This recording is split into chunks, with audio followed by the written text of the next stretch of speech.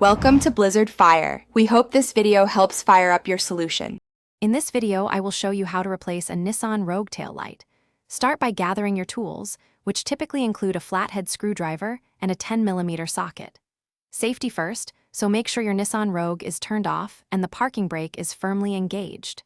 Next, open the rear hatch of your vehicle. You will then locate the two retaining screws that hold the tail light assembly in place.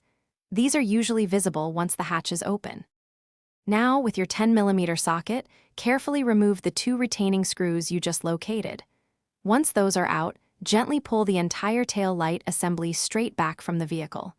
It's held in by a few clips, so a firm, steady pull is best. Finally, disconnect the electrical connector by pressing the small tab and pulling the two halves apart. This frees the old assembly. With the old light removed, take your new tail light assembly. First, connect the electrical connector, ensuring it clicks securely into place. Then, carefully align the new tail light assembly with the mounting holes on the vehicle.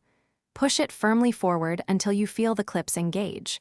The light should sit flush against the vehicle's body, indicating a proper fit.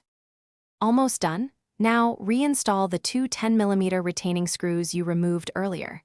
Tighten them securely, but avoid over-tightening. Once the screws are in, close your rear hatch.